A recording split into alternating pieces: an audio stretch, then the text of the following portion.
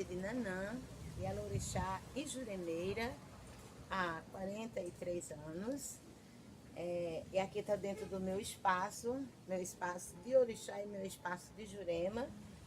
Aqui a casa de Malunguinho.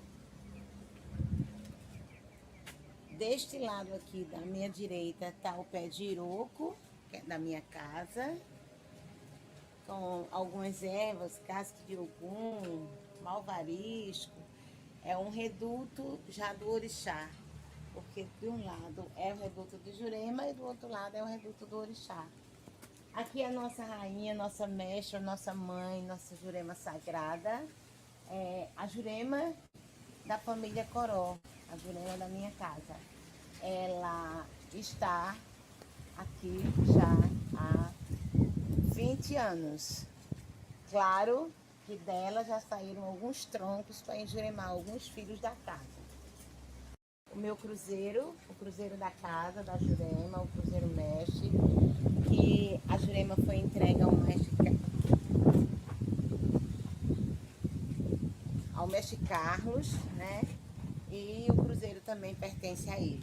A caroeira é uma erva que tanto pega para orixá quanto pega para Jurema.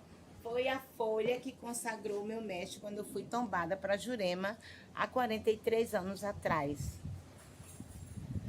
Aqui é o meu salão, é o salão onde eu dou os toques de Jurema para caboclo, para mestre, para preto velhos, para Exu, para o povo da rua. Este é o salão.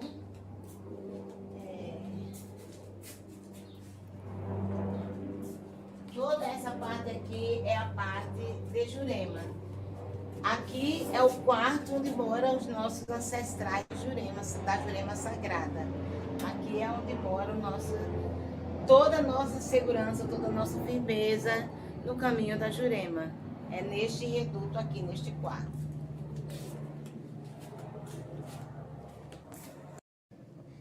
É nosso firmeza, nossa segurança no caminho do orixá. Aqui é um ogum, um celebar, com todas as ervas de fundamento, tempo. A minha casa é Queto, mas eu cultuo o tempo por ser o meu orixá ser orixá de tempo. Aqui Ogum, Oxóssi, Ossan. Esse é o reino da minha mãe Nanã. A casa pertence à minha mãe Nanã, eu sou apenas a mentora material. Sou eu a pessoa incumbida de tomar conta. Aqui é a casa de Exu, Gelebara, os nossos guardiões da estrada.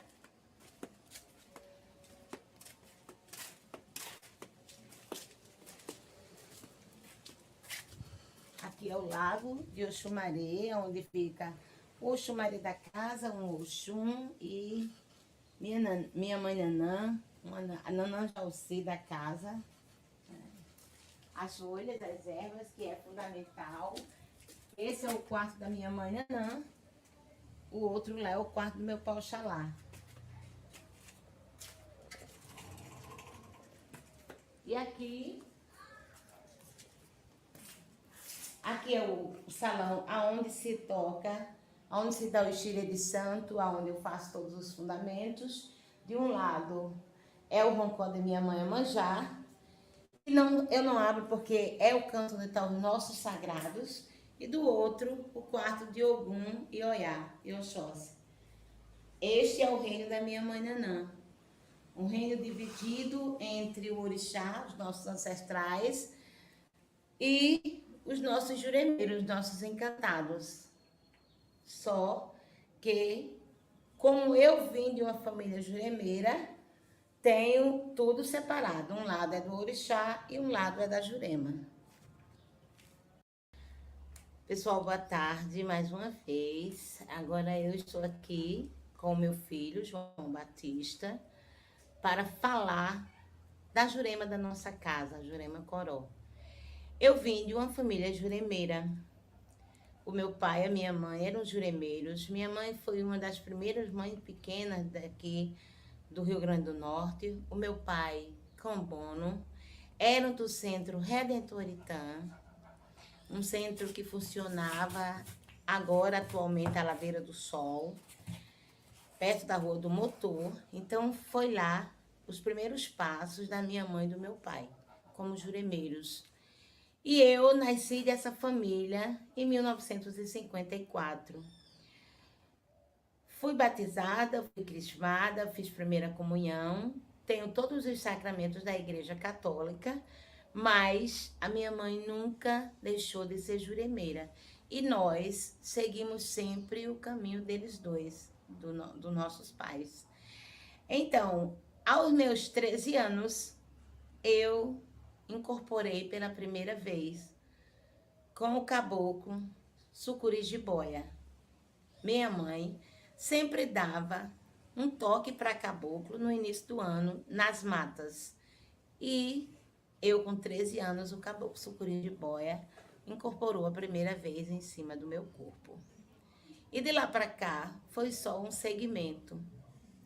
Há 43 anos, eu fiz a minha Jurema, fui tombada para Jurema, com um sacerdote de Jurema, com um juremeiro que já não está mais entre nós, que já foi para Deus, e segui a minha vida. Só que teve outro segmento, porque a minha mãe nunca quis abrir casa, e eu sempre tive essa vontade de fazer um canto para eu fazer cura, para eu atender as pessoas necessitadas, aonde eu pudesse ter liberdade para fazer um banho, e assim foi. Tirei a licença, a primeira licença, com o nome de Centro Espírita Mestre Antônio Pilintra, porque era o mestre que eu fui tombada na Jurema para ele. Se passaram alguns anos, a minha mãe caminhou para Deus, eu abri a Casa do Santo, porque aí a minha mãe Anã começou a me cobrar, eu abri a Casa do Orixá e continuei minha estrada dentro do caminho da espiritualidade. É de Coró quem te chamou a Jurema Sagrada e Nosso Senhor. Mestre Coró, quem te chamou a Jurema Sagrada e o Nosso Senhor. Ele veio pela esquerda, bem pronto para trabalhar. Se seus filhos precisarem, é só mandar lhe chamar. Ele veio pela esquerda, bem pronto para trabalhar. Se seus filhos precisarem, é só mandar lhe chamar. Mestre Coró, quem te chamou a Jurema Sagrada e Nosso Senhor. Mestre Coró, quem te chamou a Jurema Sagrada e o Nosso Senhor. Aravá, Jurema Coró,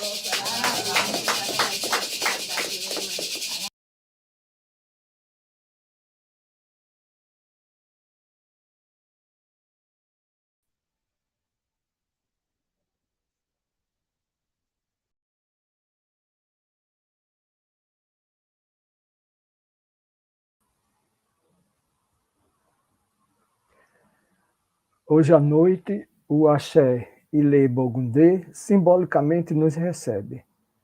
Sejam todas bem-vindas, sejam todos bem-vindos.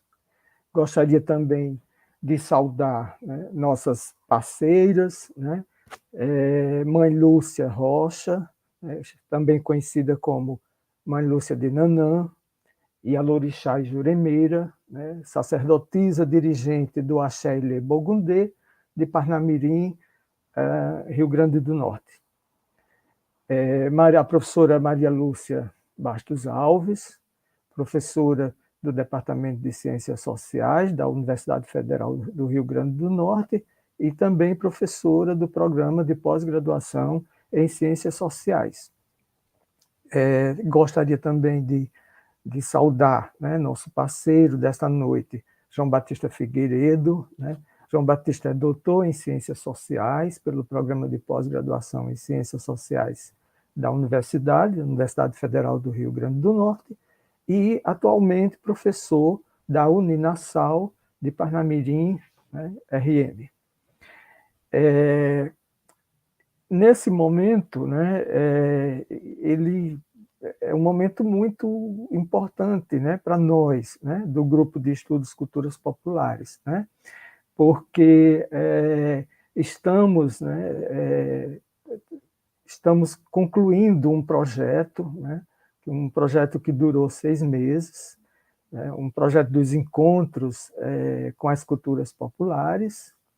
Esse projeto ele foi criado para comemorar os 20 anos, né, de existência do nosso grupo de estudos, né? No ano de 2020, né, o grupo completou os 20 anos, mas foi um período em que todos nós fomos impactados, né, pela Covid, né, Covid que nos desestruturou um pouco em termos de atuação, né, e a programação que tínhamos pensado, né, era uma programação que seria realizada presencialmente, e dessa forma tivemos que modificar, né? E então, esse ano, né, 2021, nós resolvemos, né, trazer essas comemorações de forma virtual, né? E os encontros com as culturas populares, né, ele foi iniciado em junho, né? A proposta desse encontro era exatamente apresentar parte dos trabalhos de pesquisas realizados dentro do espaço do grupo de estudos Culturas Populares, né? Mas também são trabalhos realizados, né, junto aos programas de pós-graduação, principalmente o programa de pós-graduação em Ciências Sociais e o programa de pós-graduação em Antropologia Social. Então, é nesse universo do grupo de estudos e dos programas de pós-graduação que uma série de estudos são realizados. Nesses encontros, né, que nós realizamos de junho e que se encerra hoje, nós procuramos trazer parte desses trabalhos dentro de uma lógica que segue as nossas atividades, que é a lógica de que o trabalho deve ser feito, né, através de um encontro entre o pesquisador e os seus interlocutores, né? Por isso que no início, né, da minha fala, né, eu coloquei que simbolicamente estamos no Axé Ilê Bogundê, porque foi no espaço do Axé Ilê Bogundê que João Batista realizou sua pesquisa, né? Uma pesquisa que foi feita, que só pôde ser realizada, né, por esse encontro, o encontro dele, o pesquisador, o religioso, né, com a Mãe Lúcia, né, com o espaço religioso, né?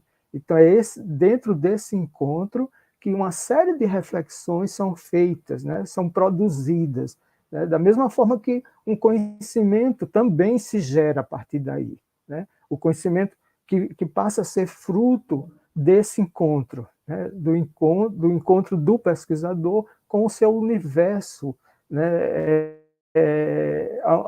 onde se produzem as questões que ele se propõe a desenvolver, né, a pensar conjuntamente. Então, essas reflexões nós procuramos trazer, né, na medida em que apresentamos alguns temas, né, temas que são produzidos, portanto, né, dentro desses espaços, na universidade e nas comunidades tradicionais, né?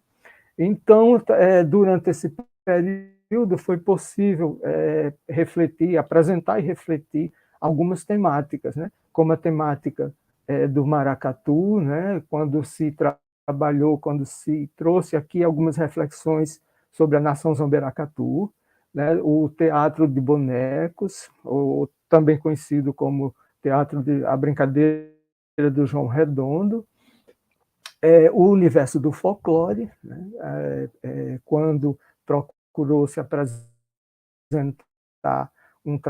uma pesquisa, né, realizada no grupo Araruna, no grupo folclórico Araruna, um outro momento sobre as benzedeiras, né, e também em um outro momento, em outro espaço, né, de encontro, se apresentou a discussão, a reflexão sobre o carnaval e o samba-enredo aqui na cidade de Natal, né? Então, assim, o que nós gostaríamos de destacar, né, para que vocês possam entender, né, o que nós estamos fazendo é apresentando esse universo de trabalho realizado no grupo de estudos e nas comunidades tradicionais, sempre fruto desse encontro, né?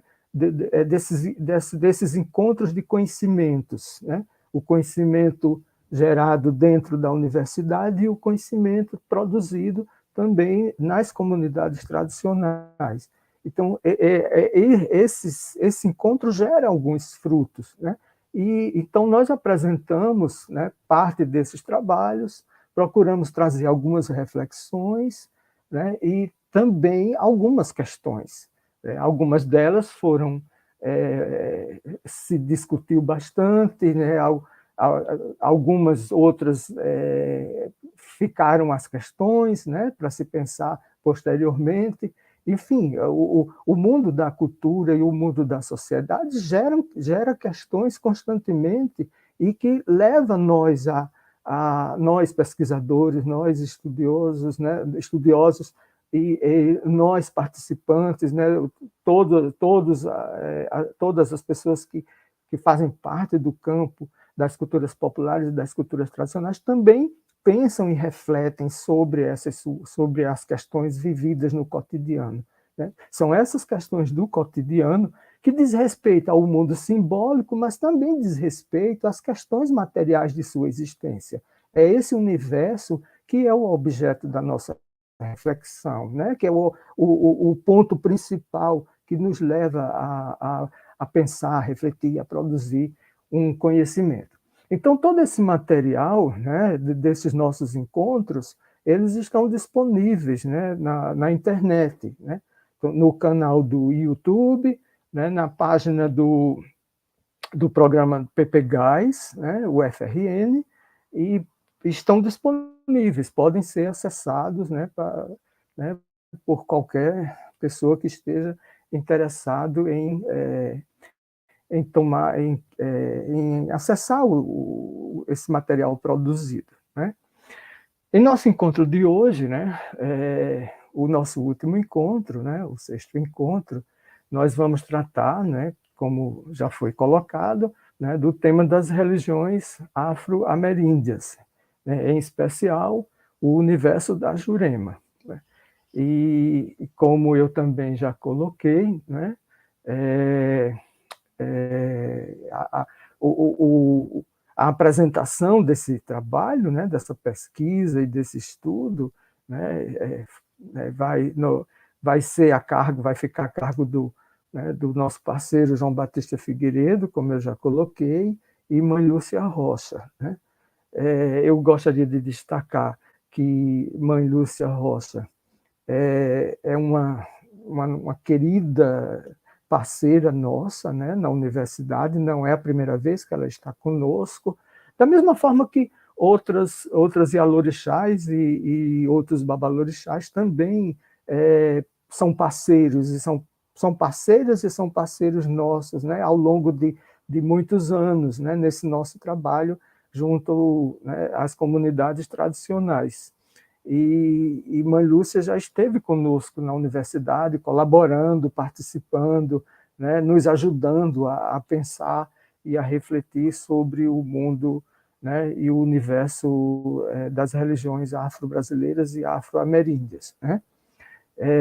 E, por fim, né, eu gostaria de aproveitar essa oportunidade, né, para reafirmar que repudiamos, né, eu particularmente, e todos nós que participamos do grupo de estudos culturas populares, repudiamos todas e qualquer forma de racismo, discriminação e de intolerância religiosa, né? E compreendemos que essas ações têm que ser combatidas dentro do campo da lei, né? Têm que ser tratadas como crime, né? Então, nesse momento, eu gostaria, então, de chamar Mãe Lúcia, né, e João Batista para iniciarem o nosso trabalho, né, nosso encontro, compartilhar conosco, né, esse trabalho realizado por eles, né, e que agora nós, de certa forma, estamos tornando público. Muito obrigado. Olá, pessoal. É um prazer muito grande, uma honra, né, estar aqui neste momento, né, de conversa que resulta, né, de interlocuções com a Jurema Sagrada da família Coró, por meio da pesquisa que realizei, a pesquisa de doutorado pelo programa de pós-graduação em Ciências Sociais, da UFRN, sobre a orientação do professor Luiz Assunção. Então, dizer que realmente é uma honra, é uma satisfação muito grande estar aqui neste último encontro, desse ciclo de encontros que foi belíssimo, né, que aconteceu, e também uma honra grandiosa, né, estar com mãe Lúcia, né, que foi minha interlocutora em campo de pesquisa, e que é a minha IA, né, minha mãe, minha zeladora de Jurema, porque nesse itinerário eu me inicio, né, na Jurema, então é alguém que eu tenho como muito preciosa, né, uma pessoa muito preciosa na minha vida. O título da tese, né, foi Assentamento da Jurema Sagrada, Expressões de um Conhecimento Ancestral, né? Esse momento de pesquisa, eu buscava observar como a Jurema, de alguma forma, faz a manutenção, né, e a reelaboração de conhecimentos ancestrais da nossa cultura, né, do Nordeste, do Norte, né, da nossa cultura popular, observando aspectos presentes na Jurema, na culinária, nas vestimentas, né, nas danças, nas compreensões cosmológicas, cosmovisão, né? Observando aspectos de uma terapêutica vivenciada pela Jurema, que remete a todo um saber popular, tradicional, né, que busca cura, mas cura no sentido amplo. Mas o nosso enfoque era observar esses assentamentos da religião Jurema Sagrada e, a partir daí, analisar nos assentamentos a existência de uma síntese, né, que faz a manutenção do conhecimento vivenciado pelo povo da Jurema, né, pensando a profundidade que existe de conhecimento nas práticas do povo da Jurema. E, nesse caminho, a presença, a contribuição, a colaboração de Mãe Lúcia foi essencial, né, primordial para a compreensão destes aspectos, levando em conta que a minha pesquisa tem como campo, tem como espaço, como recorte, né, temporal ali e espacial, a Jurema vivenciada na família Coró, né, portanto, no Axé Ilê do Bundê. Essa Jurema, presente em Parnamirim, né, que eu conheço mais ou menos em 2014, começo já a partir daí a fazer, né, minhas observações, mas que em 2017 é que vai ser iniciada a pesquisa, né, do doutorado em si. Converso com Mãe Lúcia e ela dá a permissão, ela, né, aceita, vamos dizer assim, essa tarefa de contribuir conosco na construção deste conhecimento que foi se realizando a partir de encontros, de momentos de partilha e das minhas vivências dentro da ritualística da religião. Então, é assim que se dá esse processo de pesquisa, um processo de encontro, né, ou de encontros, e um processo no qual Mãe Lúcia se torna uma interlocutora de grande importância na elaboração dos sentidos, dos significados do que ali se vivenciava. E uma característica que é importante demais para esta pesquisa, que foi percebida em campo, é este aspecto família que a Jurema tem, a Jurema que está sobre o zelo, né, de Mãe Lúcia, que é o aspecto família Coró, né?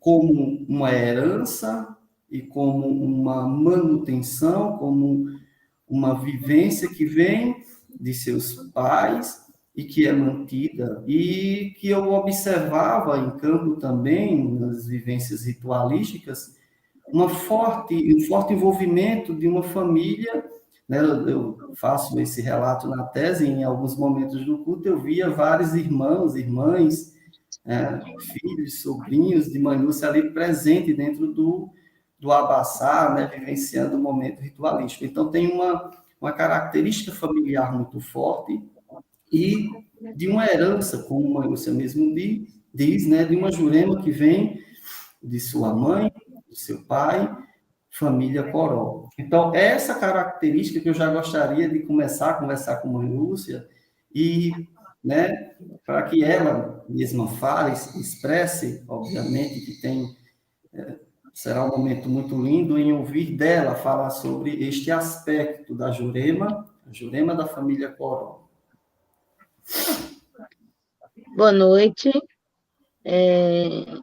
Sou Mãe Lúcia de Nanã, sacerdotisa de matriz africana e juremeira desde sempre, porque nasci dentro da Jurema Sagrada. Eu saúdo a todos que se fazem presente virtualmente na pessoa do professor doutor Luiz Assunção e na pessoa da doutora Maria Lúcia, professora doutora. Eu estou, assim, muito feliz em ver um sonho do meu filho realizado. Porque João Batista, eu recebi-o na minha casa, eu lhe dei atenção, lhe dei carinho, e muito mais que isso, prestei muita atenção no grande amor e dedicação e zelo que ele trouxe à Jurema Sagrada. Por isso, eu tive o maior prazer em estimulá-lo e em ajudá-lo no que fosse possível, dentro da minha ciência. A minha família, desde sempre, foi juremeira. Eu nasci de uma família juremeira, minha mãe, meu pai, Dona Ivonete da Rocha e seu Manuel Coró. Era Manuel Caetano da Rocha, mas todos dentro da Jurema conheciam como Mané Coró. Então, deles eu herdei toda a sabedoria, toda a ciência, porque a Jurema não existe o fundamento, mas a Jurema é ciência. E nós somos muito felizes porque a Jurema é genuinamente nordestina, é uma religião que é nossa, nasceu nos nossos interiores, no nosso sertão, nas nossas capitais. Então, assim, desde 1954, que foi a data do meu nascimento, que eu vivenciei e vivencio a Jurema Sagrada. A Jurema tem sua ciência, tem seus saberes, tem suas particularidades dentro do caminho, porque todo juremeiro tem que ser extremamente, antes de tudo, um ser humano dedicado, porque nós lidamos com as folhas, porque nós lidamos com o caule da Jurema, os troncos, aonde os mestres vêm fazer os seus encantamentos, porque nós lidamos com a cultura, com a cozinha, com as vestes, com os instrumentos, os nossos maracás, as nossas maracas, os nossos cachimbos, e tudo dentro deste caminho é cheio de mistério e sabedoria e ciência.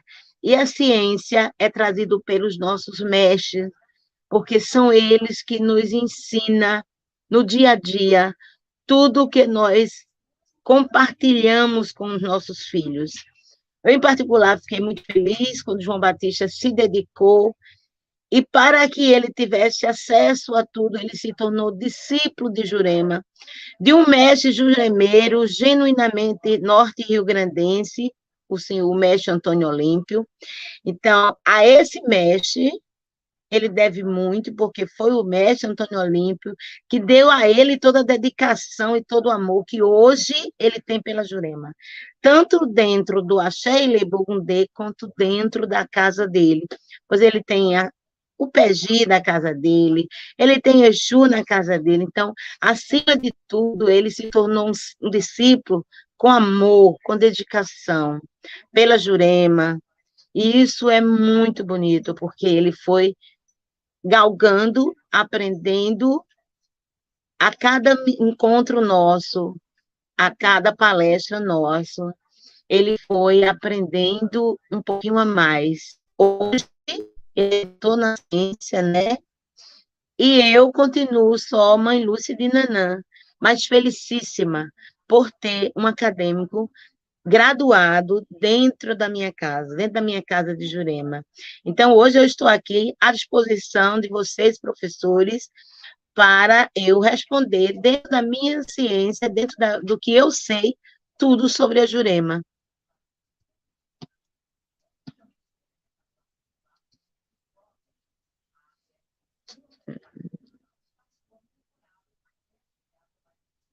Foi legal.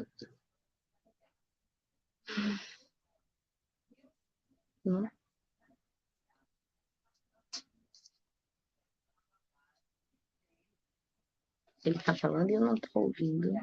Ele está falando de vergonha. Minha mãe, o microfone estava desligado.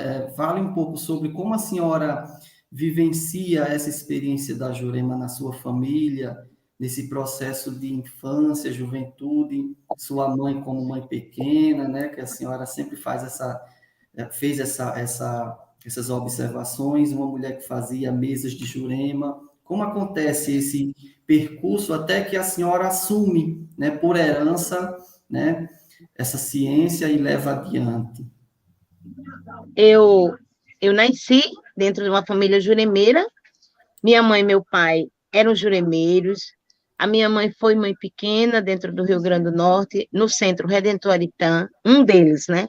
Porque ela foi também mãe pequena no Centro Moita Verde, aqui em Parnamirim, no Centro Caboclo Pena Verde, também aqui em Parnamirim. E meu pai cambono, que hoje são os ogães, né? Meu pai era cambono. E eu tive toda a vivência de Jurema. A minha mãe era mãe pequena, mas ela também fazia as reuniões em casa. Geralmente, toda semana, um dia da semana, minha mãe tirava para fazer uma mesa, para rezar, e colocava os filhos ao lado dela sempre, minha mãe, meu pai, e alguns médios que vinham das casas para desenvolver, né? Então, ela desenvolvia os messes e todo ano ela fazia mesa de caboclo, toró de caboclo na mata. Isso independente da casa onde ela estivesse sendo mãe pequena. Todo ano ela arriava a obrigação de caboclo nas matas.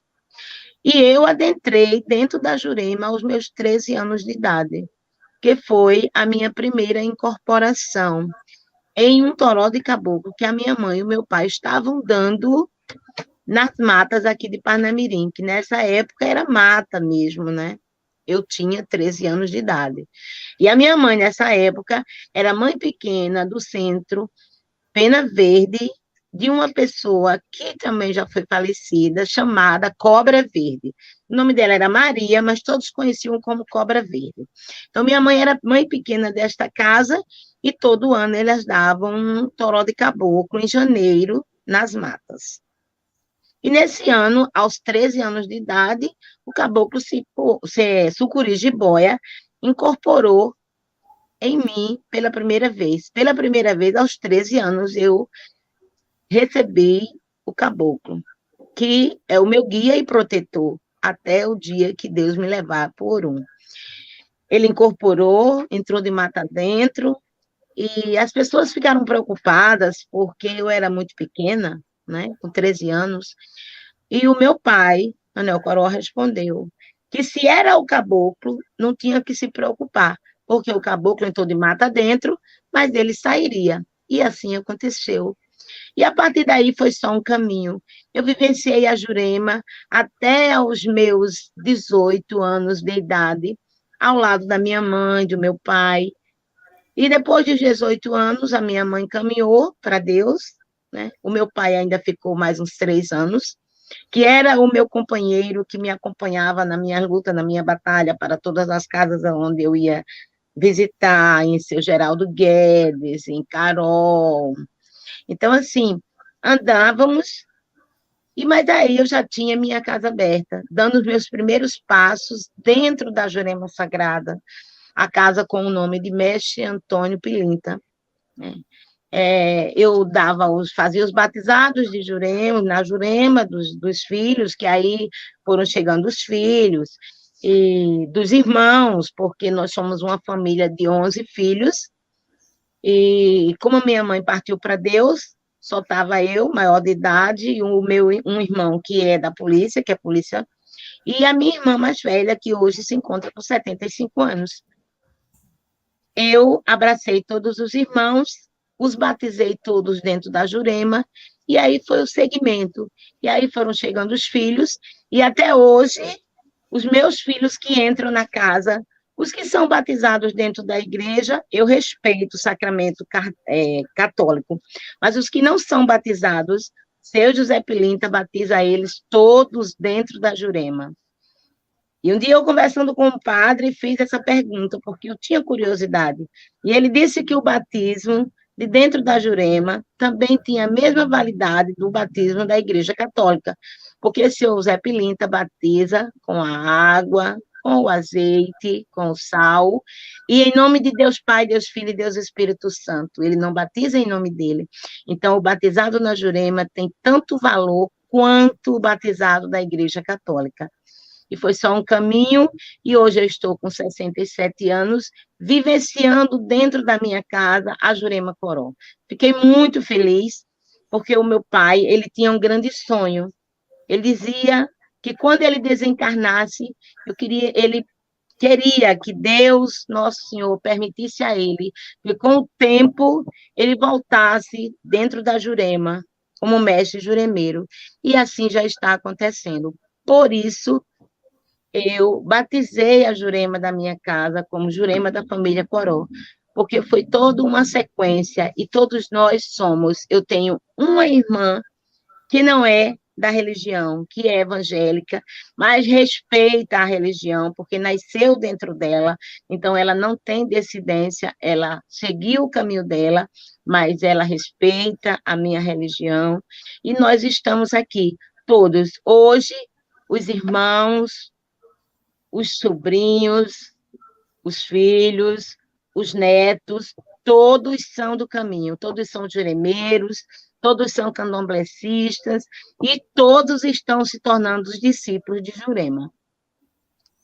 Mas, Lúcia, sobre a sua casa, ela ter a Jurema, né, o culto à Jurema, a religião, a Jurema sagrada, e o candomblé queto, né? Como se dá esse processo seu, né? Esse seu processo de a senhora começa como juremeira, constrói a sua jurema, né? Aliás, herda essa jurema, mas vamos dizer, abre, né, o funcionamento de Jurema, né, uma casa de Jurema, e depois a senhora tem esse percurso, né, faz essa jornada até o candomblé queto e se inicia, e a sua casa se transforma também em uma casa de candomblé. Como é que se dá esse processo, né? Um processo que eu observo que a senhora vive com muito amor, com muito respeito, com muita devoção. Como a senhora gosta de dizer, cada coisa funcionando no seu espaço, no seu momento, né? E cada uma com o seu zelo, o zelo necessário. Eu, ainda com meu pai, né, e a minha mãe também ainda viva, há 43 anos eu fui até a Federação Espírita de Umbanda do Rio Grande do Norte, que na época era esse o nome, para tirar uma licença, porque nessa época, se a gente vive intolerâncias e preconceitos hoje, imagine há 43 anos atrás, há 48 anos atrás, o que a gente passava. Então, eu fui com meu pai, à Federação Espírita de Umbanda, lá nas Rocas, e na época era seu Antônio Miranda, o presidente da federação. E o meu pai, quando chegou lá, eles eram muito amigos, conhecidos dos terreiros. Meu pai disse que tinha ido comigo para que eu pudesse retirar uma licença. E o seu Antônio Miranda, na época, perguntou a ele quem era o meu zelador de santo, quem era o meu pai de santo. E o meu pai respondeu, ela não tem pai de santo, ela não tem zelador. Aí ele falou para ele, mas, Coró, como é que você acha que eu vou liberar uma licença para uma menina nova, que está trilhando os primeiros passos agora, e que não tem direcionamento, não tem um zelador, não tem pai de santo? E meu pai respondeu para ele, Antônio, eu me responsabilizo por ela, porque ela é minha filha. Quem desenvolveu minha filha foi eu e minha velha Ivonete. Então, por ela, eu me responsabilizo. Porque nessa época, para tirar uma licença para abrir uma casa, era todo um ritual. A pessoa, quando chegava lá, tinha que virar com o caboclo riscar o ponto, cantar a toada dele, cantar a corimba dele, o mestre virar, riscar o ponto dele, cantar a corimba dele, o caboclo tinha que dizer de que tribo vinha, o que ele era na tribo. Então, mas quando meu pai disse para seu Antônio que eu era a filha carnal dele, que ele, junto com a minha mãe, tinha me desenvolvido, ele disse, então, Coró, não preciso mais de referência, vou passar a licença para ela. E eu tirei a licença para dar mesa de senhores mestres e toque com tambores. E assim começou. Só que fiz a minha Jurema, fui tombada para Jurema, com um zelador de Jurema chamado Júnior, que ele já não está mais presente entre nós, ele já subiu faz muitos anos, por isso que eu direcionei minha Jurema para Pernambuco, porque hoje o meu pai de santo é de Pernambuco, e juremeiro também. A minha Jurema também é uma Jurema limpa, lá de Malunguinho, que a minha família toda de santo é devota de Malunguinho. Então, eu comecei a minha Jurema assim, só dando mesas e um toque de Jurema de 15 em 15 dias. Só que as coisas tomaram outro direcionamento.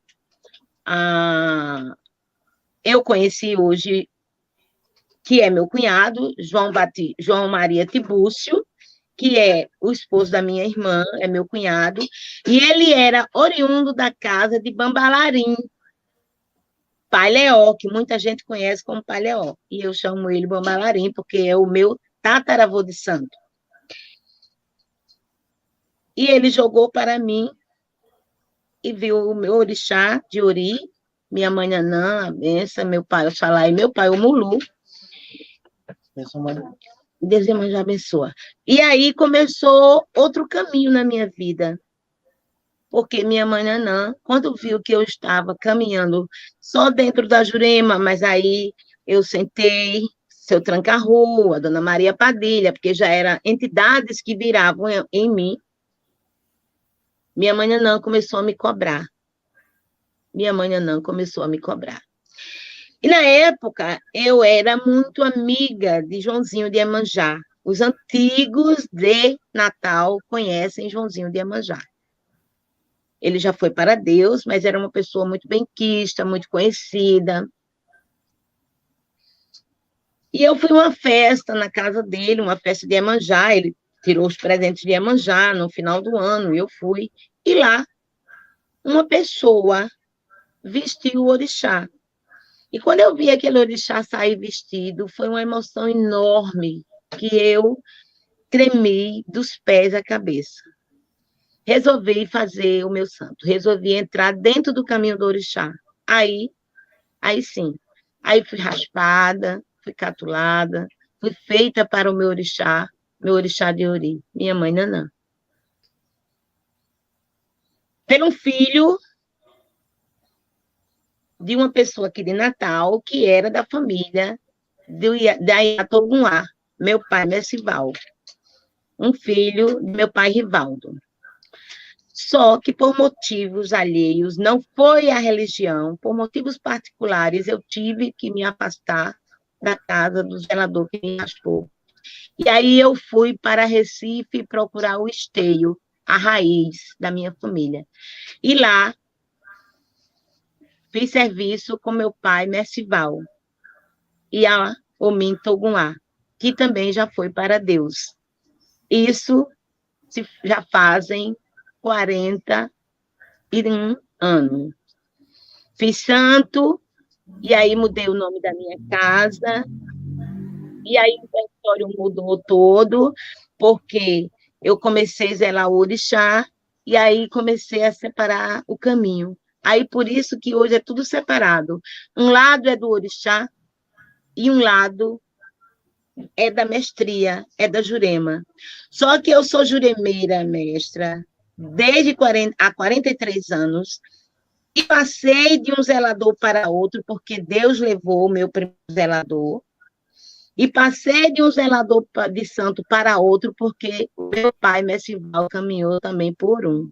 Hoje, eu estou com o pai de Sinho de Oxalá, lá em Prazeres, estou com ele já há 22 anos, e não saí da minha família de santo, não me afugentei. Nela eu estou até hoje, e nela eu vou continuar até o dia que meu orixá me levar para cima, lá por um, junto dele. Então, a casa tem duas vertentes.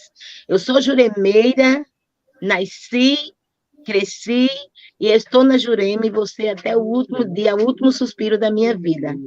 Sou do orixá, sou da minha mãe Nanã, e você sempre, até o último suspiro da minha vida.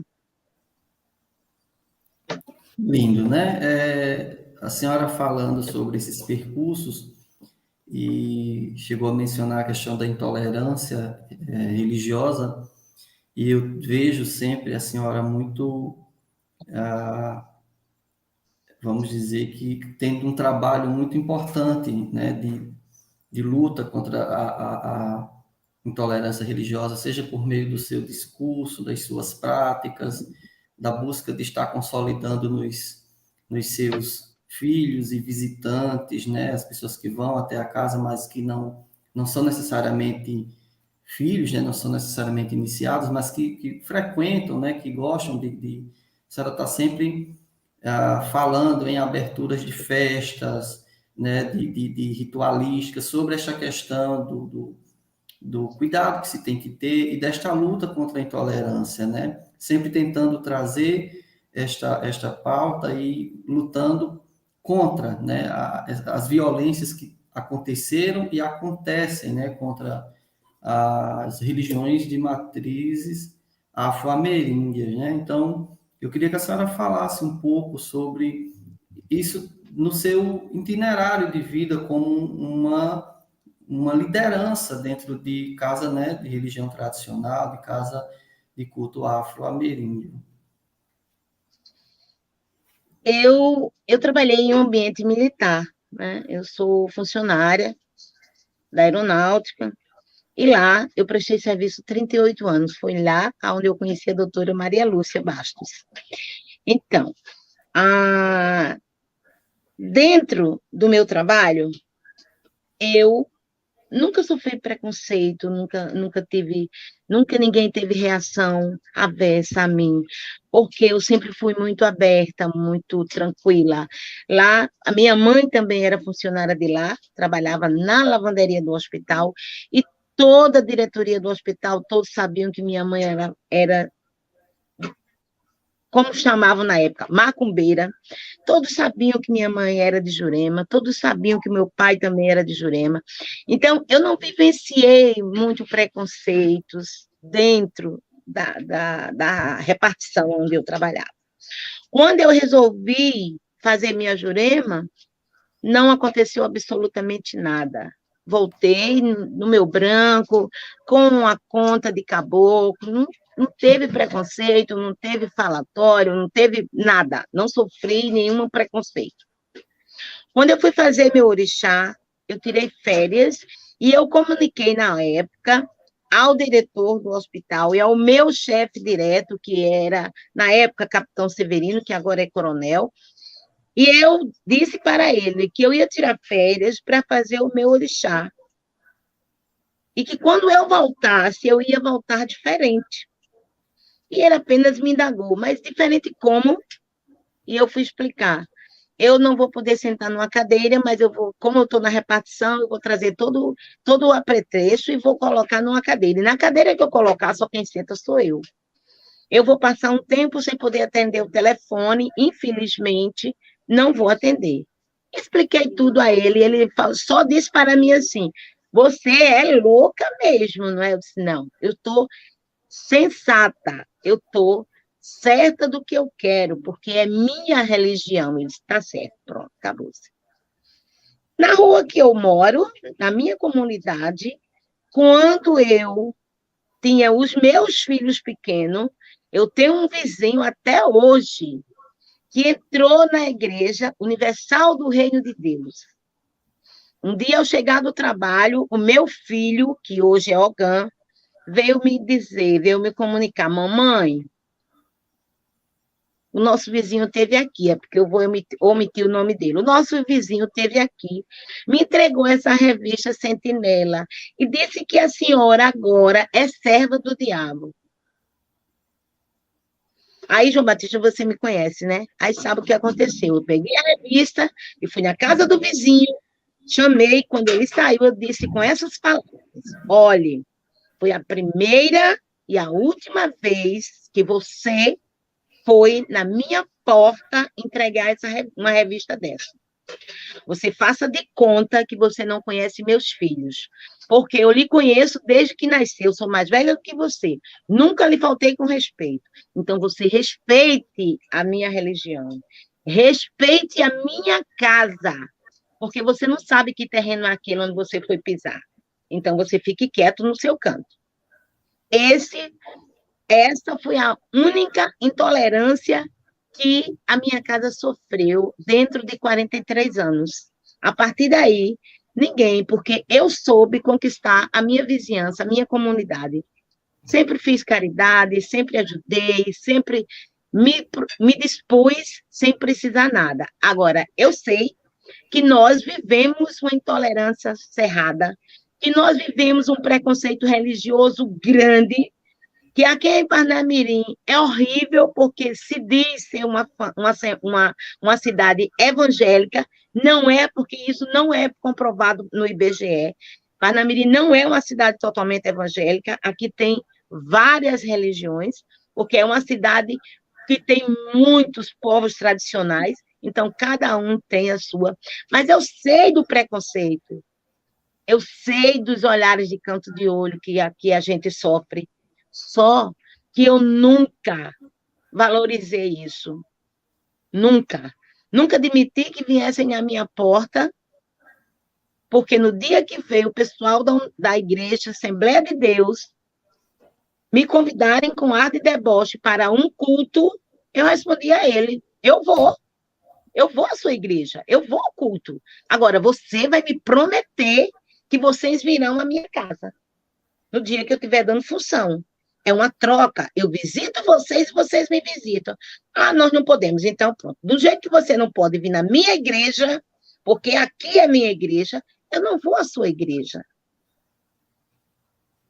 Eu nunca dei vazão à intolerância na minha porta, nem com os meus filhos. Eu fiz os meus filhos terem orgulho de botar a guia do orixá no pescoço, de botar um tolço no ori e de botar um ojar, porque assim eu ando para todo canto e vou, e não admito que ninguém. Então, muita intolerância levou as pessoas a quererem se esconder.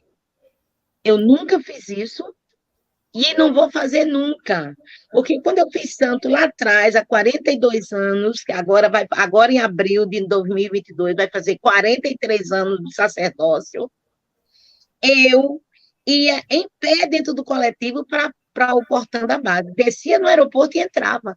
De torso, de conta, de chinelo, de branco, o ônibus podia ir vazio e eu ficava em pé. Eu sabia que eu não podia sentar. Se olhavam, eu não importava. Se não olhavam, eu também não importava. Sei do preconceito grande que a gente sofre, mas eu nunca dei vazão a isso. Nunca. Porque também a pessoa tem que ter orgulho da sua religião, e eu tenho. Eu tenho muito orgulho da minha religião, eu tenho muito orgulho da minha cor, de ser uma mulher negra, de ser uma mulher batalhadora, de ser uma mulher juremeira. Então, eu não tenho vergonha de encanto nenhum virar com seus repelitas para fazer uma cura a alguém, como eu fui agora de tarde, em Nova Parnamirim, fazer uma cura numa pessoa. Eu não tenho medo, eu não tenho vergonha, é minha religião, é o que eu vivencio, é a minha vida, eu me doei a minha Jurema e a meu orixá. Então, eu não tenho vergonha disso. É com o maior amor e com o maior carinho. Eu boto minhas vestes e vou para a prefeitura, e vou para a governadoria, e vou para o Ministério Público, aonde eu tiver que ir, porque eu tenho orgulho do que eu carrego comigo. É isso que as pessoas têm que pensar. Todos nós temos que pensar assim, porque só assim a gente vai combater o preconceito, combater a intolerância religiosa, porque intolerância religiosa hoje nós conseguimos, é crime. A gente não vai compartilhar com o crime. O crime só vai acontecer se eu compartilhar. Eu não compartilho. E se vier na minha porta, eu trato bem, mando entrar, mas eu dou aquela resposta que merece usar. Você vem e eu vou. Eu tenho uma amiga, uma farmacêutica, que ela é pastora na igreja dela. Lúcia, vai para o meu aniversário? Vou. É aonde a festa? É na igreja. Tá, Eliane, eu vou. Só não quero que seu pastor venha fazer apelação. Mas eu vou. E fui. Fui muito bem tratada, muito bem recebida. E foi maravilhoso. E eu não escondi a minha religião. O que a gente tem que fazer é isso, João Batista. E é isso que eu digo a você. Não tenha vergonha de andar com seu fio de conta de olhar no seu pescoço. Não tenha vergonha de botar o seu branco na sexta-feira em homenagem ao nosso Pai Oxalá. Porque assim nós estamos dizendo não à intolerância, não ao racismo, não ao preconceito. Eu sou, eu estou presente no meu território. É isso que nós temos que dizer. Muito bem. Verdade. Eu observo, Marlúcia, que a senhora é muito envolvida nas articulações, nas mobilizações que buscam, né, garantir os direitos étnicos raciais, pensando a questão das comunidades tradicionais, das comunidades de terreiro, como, por exemplo, as mulheres de axé, a coordenadora aqui em Parnamirim, a senhora participa das articulações que são feitas na Coordenadoria de Igualdade Racial e em outros movimentos que a senhora está sempre ali dando sua parcela de contribuição, fazendo frente.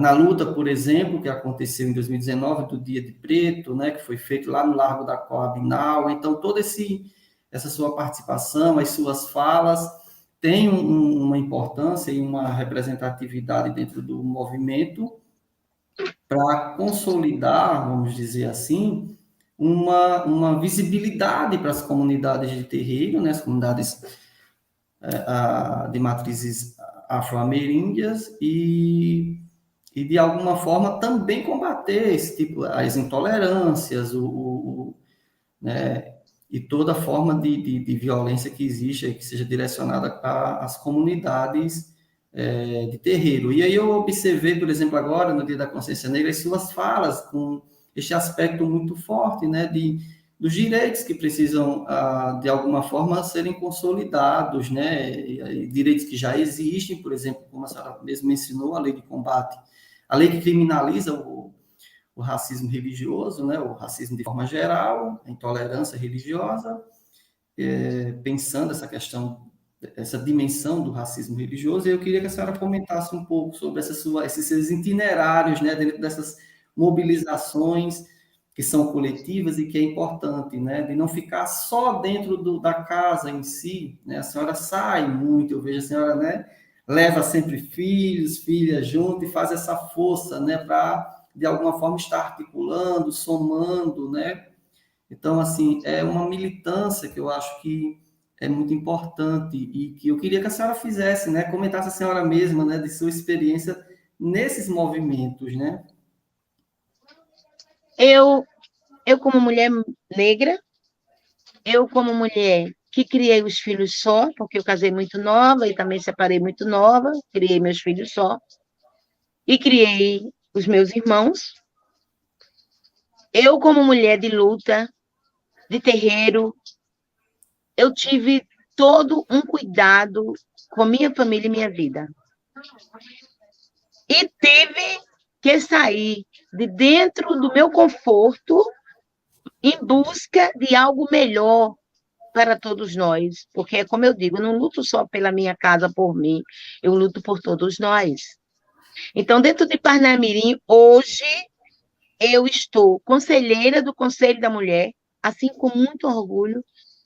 Fazemos muitas visitas na penitenciária, em mulheres agredidas. Então, eu tenho muito orgulho de ser conselheira do Conselho da Mulher. Eu estou conselheira da ancestralidade na Força Pótima do Rio Grande do Norte. e sou uma das coordenadoras do Instituto de Mulheres de Axé, o Instituto AMA, e também sou conselheira do Conselho, estou conselheira do Conselho de Igualdade Racial. Esse, para mim, é o melhor conselho que eu tenho, o direito de fala e de uma cadeira para sentar. Por quê? Porque é lá que eu cobro dos nossos gestores o melhor para nossas casas. Porque Parnamirim tem 25 casas abertas e funcionando. E nem todo mundo tem coragem de sair e de dizer, eu estou aqui. Se fecha dentro da sua própria casa. E eu e Pai Magnus travamos uma luta grande aqui dentro de Parnamirim. Por isso, estamos em busca da frente parlamentar de direitos de igualdade racial na Câmara Municipal de Parnamirim, para que nós consigamos registrar o Dia de Preto Velho dentro de Parnamirim, porque nós já demos uma festa grande e estamos querendo que eles nos dê liberdade ampla de louvarmos os nossos pretos velhos, sempre o dia 13 de maio, dentro de Parnamirim. Que o primeiro evento foi muito complicado, porque diziam que ia ser uma agressão à Nossa Senhora, porque é o dia que a arquidiocese também dá a festa religiosa dentro da cidade, que é a padroeira da cidade, Nossa Senhora de Fátima. Mas nós mostramos que não era uma agressão, que nós, o que queríamos era juntarmos forças, juntarmos religiões, fazer um movimento único e muito bonito. E assim aconteceu, e foi muito bonito, e nós agora estamos cobrando da frente parlamentar que esse dia seja garantido, que ele nos garanta esse dia. Nós caminhamos bastante em Parnamirim, sim, caminhamos, mas ainda temos muito que caminhar em prol da mulher, em prol do pobre, em prol do negro, em prol do morador de rua, em prol do homossexualismo, em prol das mulheres lésbicas, porque é classe que dizem que são a minoria, mas não são a minoria. Muitos têm medo de sofrer a intolerância, a agressão, o preconceito, e aí se escondem. Não precisa disso, porque nós somos filhos do mesmo pai, da mesma energia, recebemos o mesmo sopro da vida, do mesmo ser grandioso que é o nosso pai, que eu chamo de meu pai Oxalá, que os católicos chamam de Deus, né? Que os muçulmanos chamam de Alá, mas é a mesma força, somos filhos do mesmo pai, é a mesma energia. Então, para que tanta dissidência? Então, nós estamos em busca, caminhamos muito, nem toda a cidade do Rio Grande do Norte, nem a nossa capital tem uma coordenadoria de direitos de igualdade racial, e Parnamirim tem. Nós temos a estadual, mas na capital, Natal, não tem, e Parnamirim tem. Parnamirim já sediou eventos em prol da nossa religião. Então, assim, caminhamos muito dentro de Parnamirim, caminhamos, mas temos que caminhar muito mais. Hoje, a nossa coordenadora é uma quilombola, o nosso gerente é Pai Magno, um pai de Umbanda, mas é uma pessoa maravilhosa, e eu estou sentada no Conselho de Igualdade Racial. Então, a gente luta muito. Na semana passada, eu recebi a comenda Zumbi de Palmares, que a Câmara, os vereadores da Frente Parlamentar me concedeu, a mim, a Pai Magno, por todos os anos de luta dentro de Parnamirim.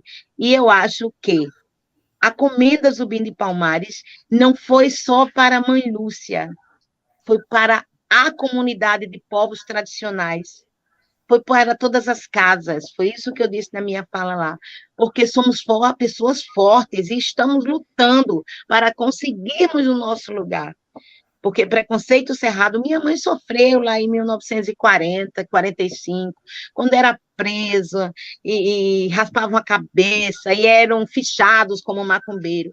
Hoje, século XXI, 2021, a gente não precisa passar mais por isso. Mas a gente vê que em alguns lugares foram casas depedradas, Rio de Janeiro, Rio Grande do Sul, aqui mesmo em Natal, aqui no mesmo Rio Grande do Norte, em Areia Branca, mas a gente está na luta por igualdade racial, por igualdade de culto. Afinal de contas, a gente vive numa nação que é laico, o Brasil é laico, então ele tem que nos aceitar. As pessoas têm que nos aceitar a nossa crença, a nossa religião.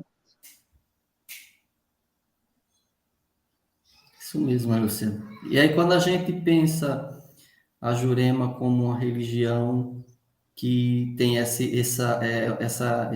encruzilhada, né, de saberes que remetem, né, ou que provém das nossas matrizes étnicas, né,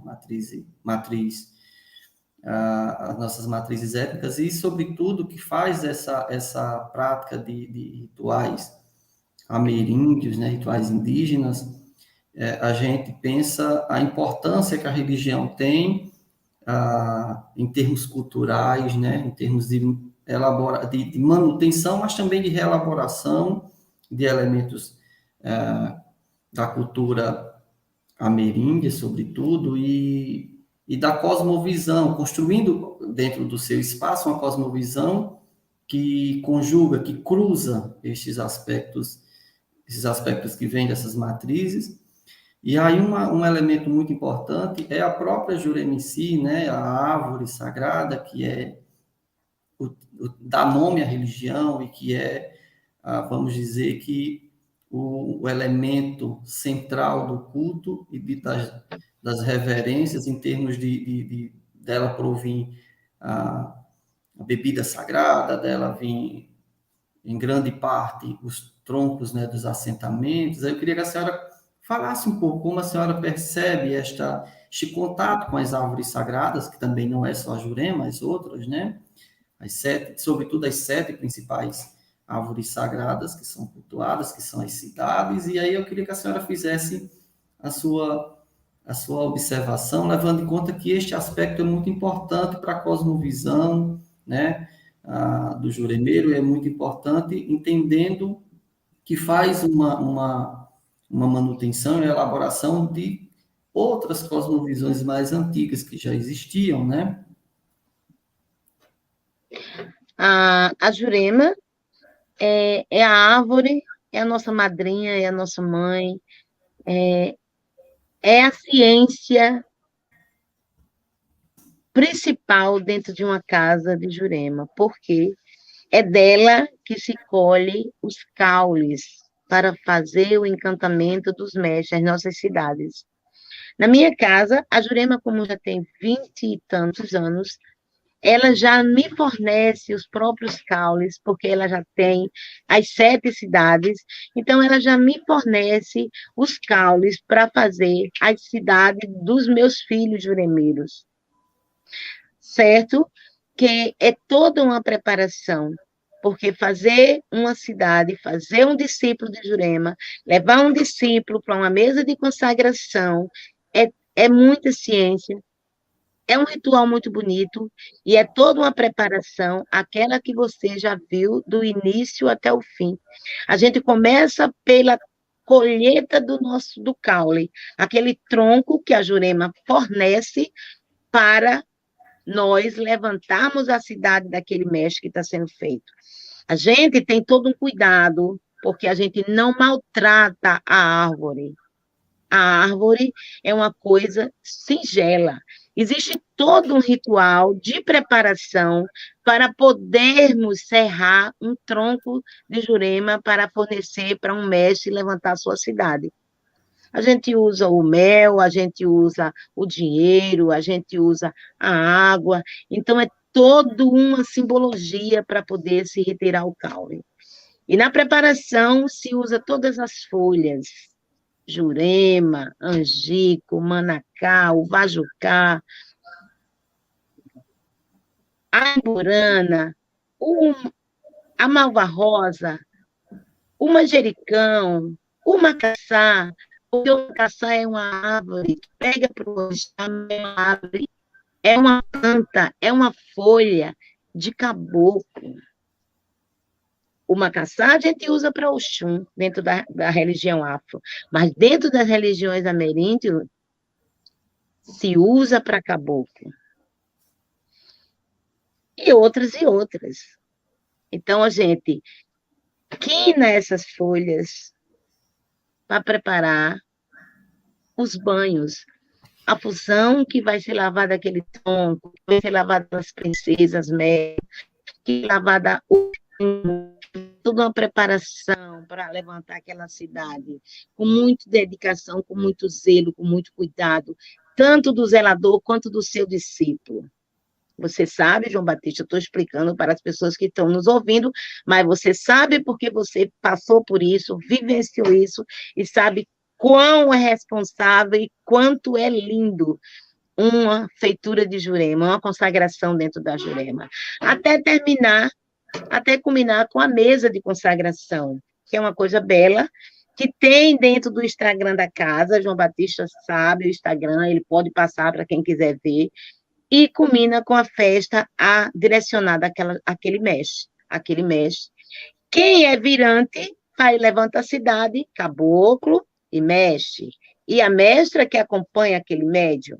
Quem não é virante, assim como João Batista, levanta o mestre à esquerda e à direita dele, que completa a cidade daquele mestre, aquela cidade, que vem dentro do Angico, ou do Manacá, ou da cidade da Leandra, ou de Maria do Acais, porque na hora a gente vai em busca da ciência daquele mestre que está sendo feito. Então, uma feitura de Jurema, uma consagração de Jurema é uma coisa bela e cheia de ciência. É como eu disse no início da minha fala, a Jurema não tem fundamento, mas tem ciência. E a ciência é quem traz, é o mestre, quem traz é o cachimbo dentro da fumaça, porque é o que a gente usa para o zelador descobrir todo o mistério daquele filho que está sendo consagrado dentro do caminho. E neste caminho, a gente usa todos os elementos da natureza, todas as plantas, todas as folhas, todas as raízes. As raízes, desde a jurubeba, desde a urtiga branca, até a raiz da jurema preta e a raiz da jurema branca, porque são duas. Existem duas juremas, a jurema preta e a jurema branca. E a imburana. E na minha casa, a gente zela, e toda jurema leva a folha da aroeira branca, que pega para orixá, mas que foi a folha que consagrou o meu mestre Antônio Pilinta. Então, essa folha vai em todas as juremas da minha casa. E a gente usa o cachimbo com o fumo, e a gente usa as nossas maracas, para trazer toda a ciência da Jurema.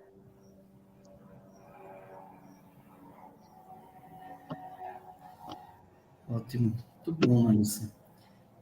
Acho que agora a professora Maria, você vai entrar. Tudo bom? Boa noite. Professora. Tudo bom? Que bom estar aqui com vocês. Boa noite. Os meus agradecimentos ao professor Luiz, membro aí do Grupo de Estudos de Culturas Populares, esse belíssimo trabalho. Professor e o doutor João Batista, que eu tive um prazer imenso de estar dialogando, né, com ele na sua tese de doutorado. A minha saudação, bem, sua mãe Lúcia Rocha, como ela mesma já explicitou. Jurema lhe abençoe, doutora. Obrigada. E eu já tive o prazer de conhecê-la nos idos, muito quando ela estava ainda sendo, né, funcionária lá da aeronáutica. Acompanhei um pouco dessa trajetória da mãe Lúcia, todo o seu percurso de tornar-se juremeira. Até fiz um breve artigo intitulado A Dor de Ser, como é que ela passou por determinados momentos muito difíceis da vida, né? Desde a colocação mesmo colocada por ela, da licença de abrir a casa, da perda da mãe e de outras perdas, e do encontro realmente, de buscar os seus ancestrais. Acompanhei a mãe Lúcia em vários momentos na base aérea, onde ela trabalhava no laboratório, e ela sabe disso, e lá chegava, eu curiosa, pesquisadora, fiz trabalho sobre Parnamirim, sobre o pluralismo religioso na esfera familiar de Parnamirim, e tenho também uma grande gratidão pela mãe Lúcia, por ela ter me aberto o diálogo, a casa, para esse pluralismo religioso numa cidade onde ela mesma mencionou que, na época, majoritariamente evangélica, né, pela sua tradição ali, chegada com a base aérea. E nós temos aí toda a fala da mãe Lúcia, uma fala de um conhecimento não só da sua própria religião, mas da própria comunidade da qual ela vive. Ela mesma disse que não sofreu intolerâncias religiosas, mas eu sei que ela soube driblar, ela soube com maestria como fazer, como jogar com essas intolerâncias, que ainda que não fossem tão explícitas, elas estavam implícitas. Era difícil até mesmo eu perguntar, chegava nas famílias, porque eu trabalhei com famílias pluriconfessionais, com pluralismo religioso, e eu quero aqui lembrar que quando eu chegava em famílias de denominações cristãs, e principalmente que eu escolhi famílias que tivessem membros de adeptos das religiões evangélicas, espíritas, eles sempre também ocultavam e dizer que o filho se tornou-se um candomblessista, ou um bandista, ou um juremeiro, ou então dizia, é uma chuva passageira. Eu ouvi muito isso, mãe Lúcia, muito isso no meu trabalho, que ainda hei de publicar. Então, essas falam de ele é uma chuva passageira, ele não está sabendo para onde quer, foi uma ovelha negra que saiu, mas ele vai retornar, oh, que pena. Esses tipos de manifestações, a gente fala que está incrustado no nosso preconceito. Então, quer queira, quer não, ainda vivemos, seja de formas silenciada, surdina, esse conflito, essas tensões, né? Quando um membro de qualquer família ele se torna, ele se converte ou ele busca outros caminhos da religião. Não é fácil os pais, a família aceitarem os novos caminhos que não sejam aqueles que foram plantados, que foram originários, né, da sua religião. E, como você mesma colocou, mãe Lúcia, temos que fazer valer as nossas crenças. E como não fazer valer as crenças de um país que plural, que já traz na sua matriz colonial as heranças africanas, indígenas e europeias. Como você mesmo colocou, fui consagrada, fui batizada e trago preceitos religiosos e só um Deus. Trago essa espiritualidade. Que bom que nós pudéssemos fazer esse diálogo verdadeiramente ecumênico, esse diálogo de respeito às religiões, principalmente aqui no Brasil. Então, eu acho que é uma luta que você tem que continuar, e o João Batista está aí também, hoje, cada vez mais conhecedor dessa religião, dessa maestria, conosco, principalmente nesse grupo de estudos de culturas populares, para trazer para a sociedade, fazer valer as nossas vozes, que por muito tempo foram silenciadas. Então, esse encontro, nós somos agraciados por esse diálogo profícuo com uma grande mestra da Jurema Sagrada. É um diálogo estimulador para conhecermos melhores as religiões, como eu já coloquei. as nossas religiões, esse país plural, sincrético, né? E eu acho que a gente tem que fazer valer esses nossos trabalhos acadêmicos, que muitas vezes ficam na Torre de Marfim, ainda confinados na universidade, e que vamos, muitas vezes, os pesquisadores buscarem, seja nas igrejas evangélicas, seja nas igrejas católicas, seja nos terreiros, onde quer que for, nós vamos ir atrás do conhecimento que vocês portam, e, de repente, a gente não devolve isso para a sociedade, não traz essa voz, somos apenas intérpretes dos intérpretes, por que não ser vocês mesmos fazer as suas teorias como hoje nós já temos? Chega de tanto processo de colonização. Precisamos fazer um processo inverso de decolonização. E, portanto, esse hoje é um momento propício, um momento em que eu me sinto agraciada de poder participar de um debate onde é que nós tanto lutamos há muitos e muitos anos.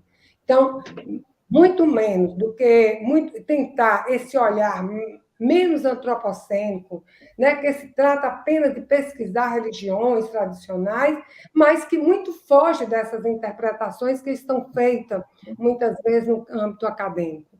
Ficamos nas teorias, e eu acho que esse trabalho, feito pelo líder, o nosso coordenador, eu, enquanto vice-coordenadora desse grupo, tenho dado força para Luiz, e eu acho que é esse esforço, muitas vezes não presente, mas de vigilância, silenciosa ou não, de entender esse nosso papel diante da sociedade, diante das religiões tradicionais do qual nós estamos pesquisando.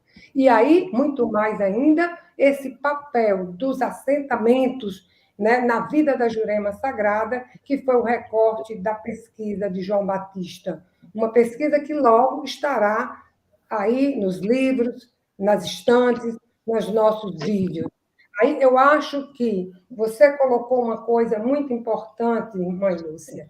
Ainda, e eu me pergunto, a Jurema Sagrada, ela é genuinamente nordestina, ela tem um fator muito bem no Rio Grande do Norte, tão pesquisado e bem pesquisado, com o professor Luiz Assunção, na sua tese de doutorado, que ele foi um dos pioneiros a pesquisar exatamente essa Jurema nordestina, e principalmente no Rio Grande do Norte.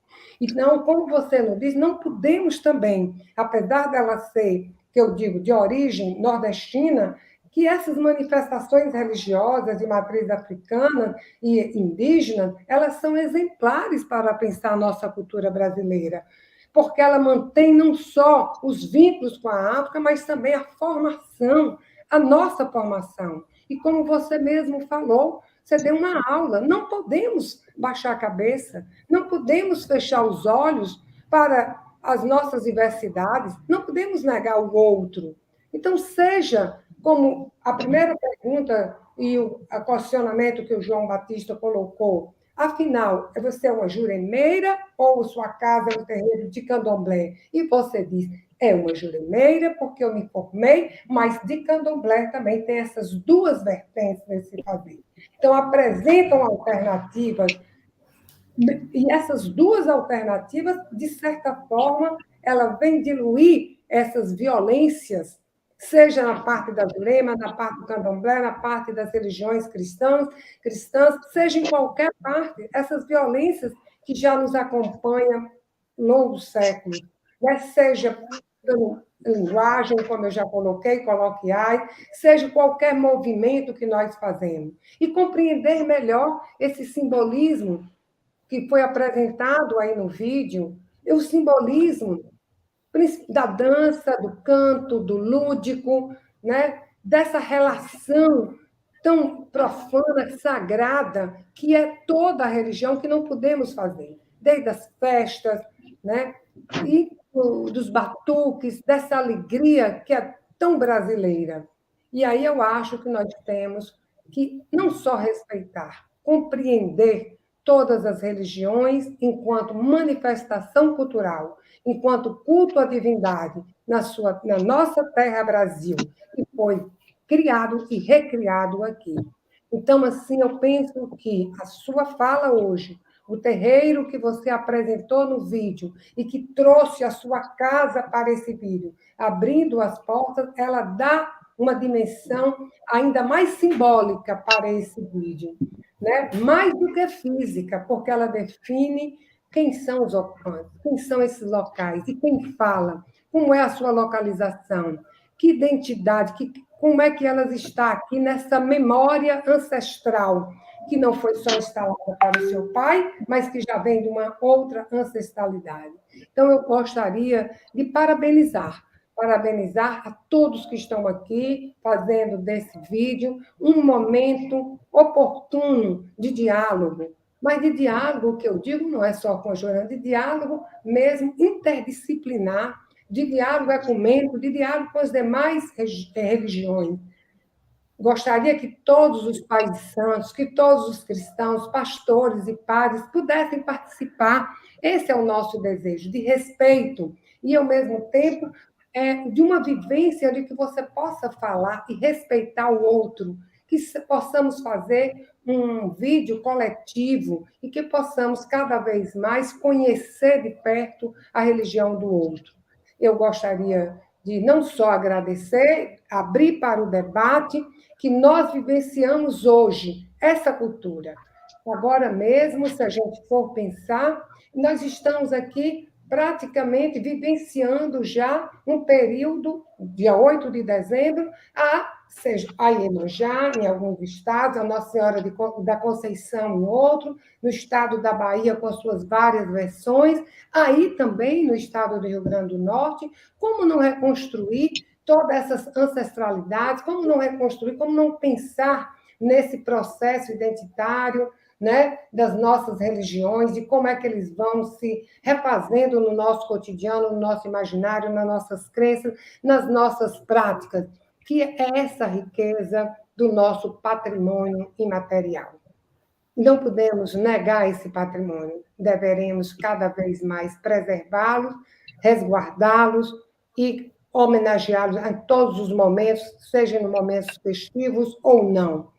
Então, eu gostaria de, cada vez mais, seja em todos os momentos que nós tivemos, agora ou depois, nas flores, nos cultos que nós fizemos, final de ano, à beira-mar, em busca de mensagens oraculares, ou jogo de búzios, ou tomar banhos aromáticos, preparados por ervas sagradas, pelas plantas sagradas, oferecer algum dinheiro ou troca de qualquer pipocas, como a gente faz, e você já participou de várias festas dos herês que você fez e convidou a comunidade, eu tive a oportunidade de participar. Eu acho que é isso que a gente tem que realmente falar um pouco dessa vivência que cada um pertence, que cada um. Então, eu só gostaria de dizer que nós só temos a aprender com mestres, não mestres que estão na universidade construindo, mas mestres que vivem como a senhora, que vivem esse saber, que experiencia a cada dia, mestres que precisam ecoar vozes para além do Rio Grande do Norte, mestres que precisam e que já está construindo. Eu muito agradeço e gostaria de abrir aqui para o nosso debate. Nós já temos aqui uma pergunta, né?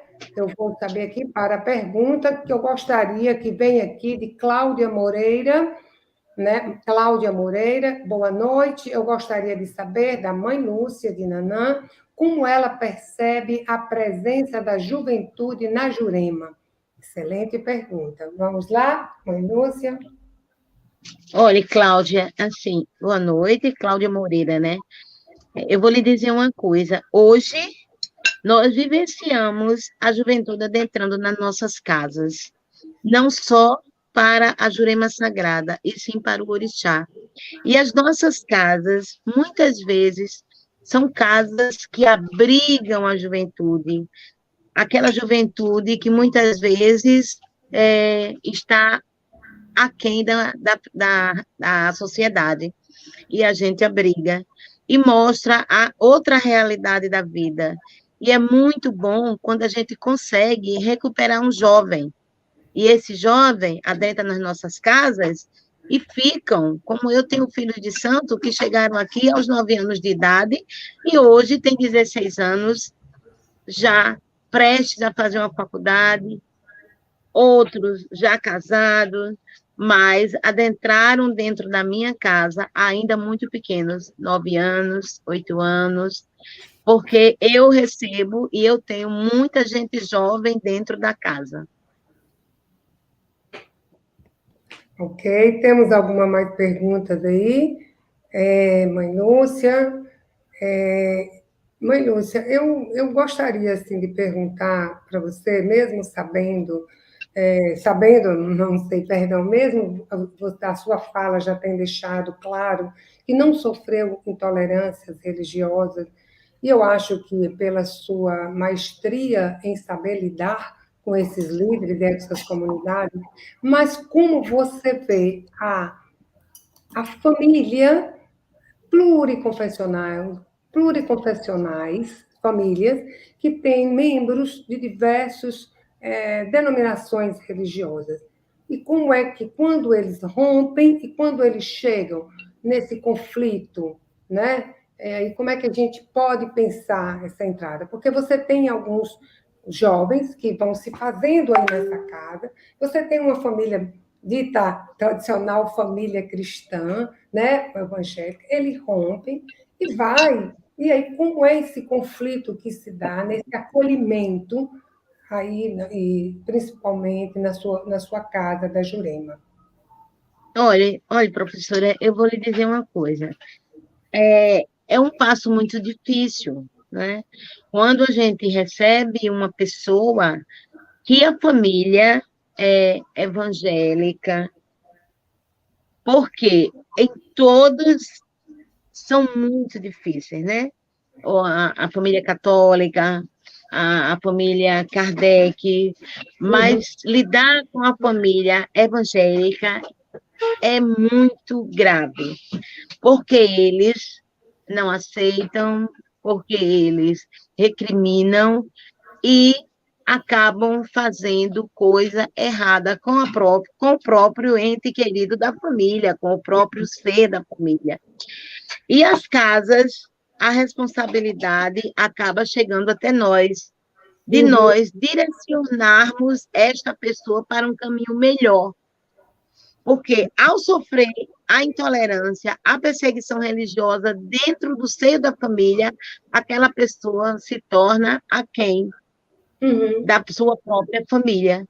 Eu tenho um exemplo dentro da minha casa, que o filho foi expulso da família porque descobriram que ele era homossexual e também macumbeiro, como foi designado para ele. E ele foi expulso de dentro da família. E o axé agregou, mesmo sabendo que ele é uma pessoa íntegra. A família não quis saber disso. Então, é muito complicado. Quando a intolerância e o preconceito religioso vem de dentro da família, é muito mais grave do que vivenciar o preconceito do estranho, do de fora. Porque a família persegue é mais feroz, a perseguição é mais dura. E acaba a família passando, como diz o ditado, passando os pés pelas mãos. Aquela pessoa se torna um rejeitado, e isso é grave, porque quem não tem uma cabeça equilibrada, ou quem não recebe o apoio, o que é que acontece? Se torna um adolescente ou uma pessoa jovem, revoltada, e vai trilhar um caminho errado. As nossas casas, nós não fazemos isso, porque não sou eu que agrego, tem muitos zeladores que agregam filhos que passam por dificuldades. Eu já acompanhei crescimento de alguns filhos meus, de pessoas de bem, de pessoas de posse, um filho de militar que foi expulso da casa e morou 7 anos comigo, outro filho que tinha uma família regular, mas quando descobriram a homossexualidade, a religião que ele praticava, foi para fora de casa e ele morou dentro do axé. Então, assim, eu sempre agreguei os filhos de santo que passaram por intolerância. E a intolerância não é nunca, doutora, de fora, é de dentro, é da própria família. É a própria família que reduz aquele ser humano a nada.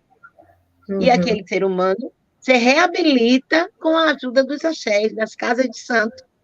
Uhum. Sempre foi assim. E olhe, professora, eu vou lhe dizer, isso vai continuar ainda por muito tempo, porque uma família evangélica não aceita que um membro da família caminhe para o lado da religião de matriz africana ou ameríndia. Não aceita.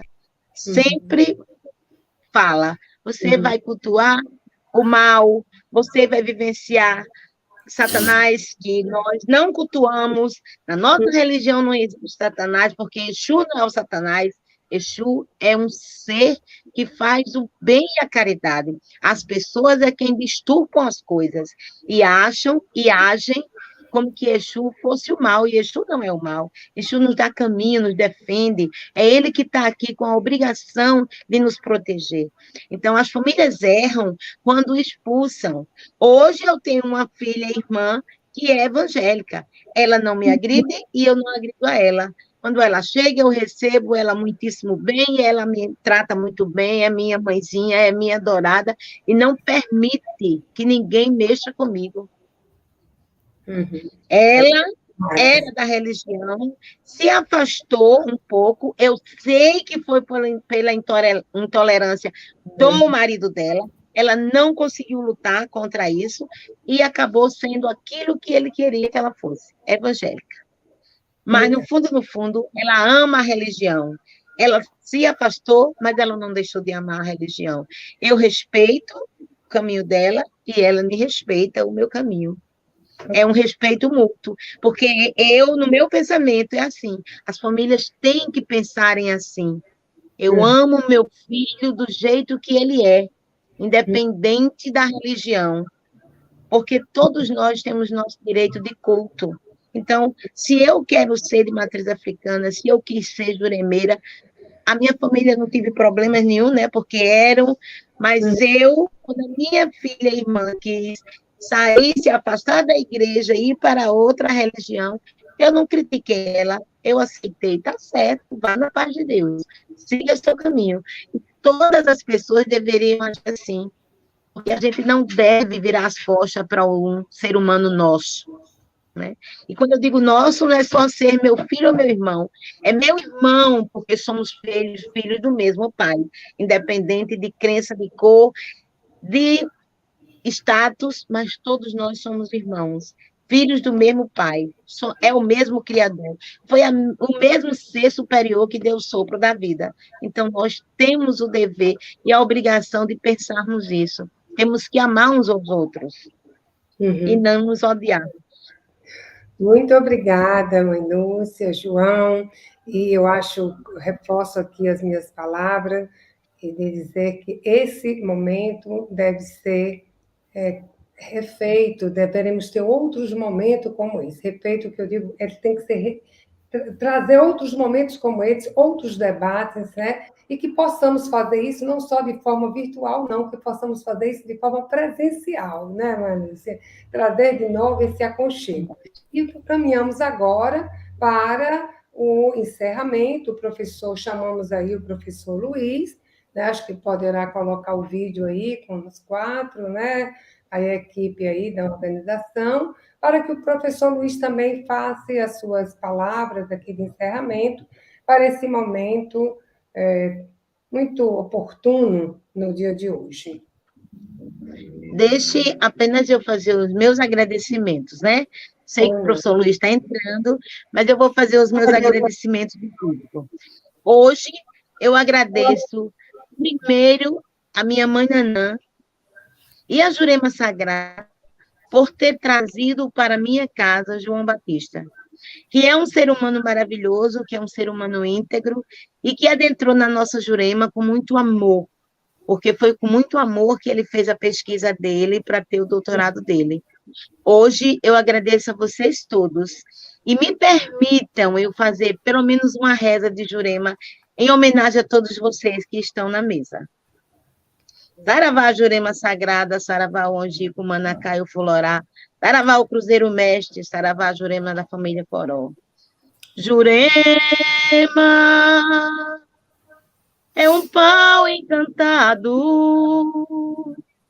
é um pau de ciência que todos querem saber. Jurema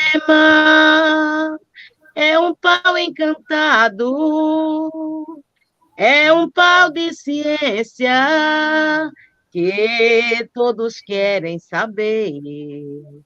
E quando falarem Jurema, Jurema, eu dou Jurema a você. E quando falarem Jurema, Jurema, eu dou Jurema a você. Saravá, Jurema Sagrada. Que seu Antônio Pilinta, que seu Zé Pilinta proteja todos vocês. Que dê caminho, muita sabedoria, muita coragem para seguir com as pesquisas, os educadores, para os doutores futuros, e os de hoje e os de amanhã, ao senhor, professor Luiz, e a você, professora Lúcia. Que a Jurema Sagrada os abençoe, e a todos vocês. Felipe, não estou vendo o nome do outro. Lohan. Lohan. É porque estou sem óculos, hein, gente? Eu não quero ser velha, não. Viu? Que a Jurema Sagrada abençoe todos vocês, dando muita paz, muito equilíbrio material, muito equilíbrio espiritual, muita força, muito equilíbrio na família de todos vocês, muita axé. Axé. Axé, Mãe Lúcia, salve a Jurema Sagrada. Nós não poderíamos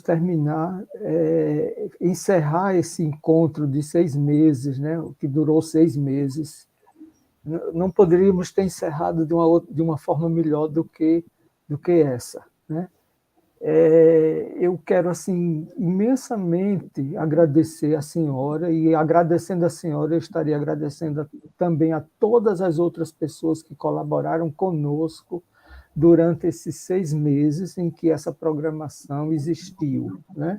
De junho até novembro. Mãe Lúcia, a senhora trouxe para nós não apenas o seu espaço, o seu axé, como eu disse no início da minha fala, que simbolicamente nós hoje estaríamos no seu ilê. Né? A senhora não trouxe, a senhora não apenas nos recebeu simbolicamente no seu ilê, né?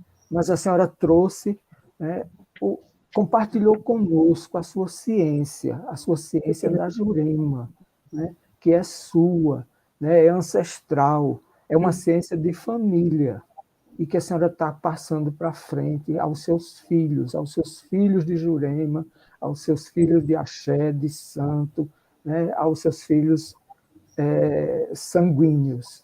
Né?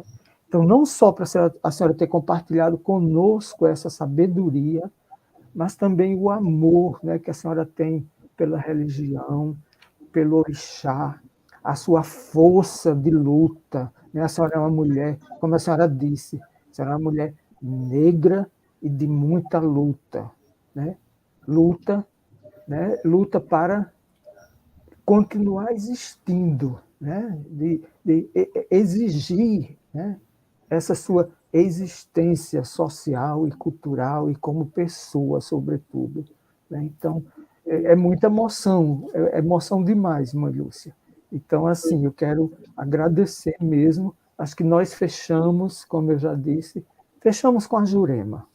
Né? Acho que não precisa dizer mais nada. Né? E, então, assim, agradecer a senhora por essa noite, a professora Maria Lúcia, a João Batista, né? Meu orientando, que hoje, né, é nosso mais recente doutor, né? A Felipe, a Lohan, que também são meus orientandos e que tem nos ajudou durante esses 6 meses nesse apoio técnico. Né? Sem o apoio deles e sem a colaboração de todas as outras pessoas, nós não poderíamos ter feito esse programa. Né? Ele, como eu disse, esse nosso encontro, todos os 6 encontros estão gravados no YouTube e espero, né, que muitas outras pessoas possam ouvi-la falar, como nós ouvimos hoje aqui, né? E possa receber essa sua força, porque a vida é muito difícil, é preciso ter essa força para continuar vivendo. Mãe Lúcia, muitíssimo obrigado. Obrigada. Que a ciência da Jurema continue, né, presente na sua vida, e muito axé. Axé para nós todos. Achei. Muito obrigado. Obrigada a todos. Tchau. Tchau, prazer.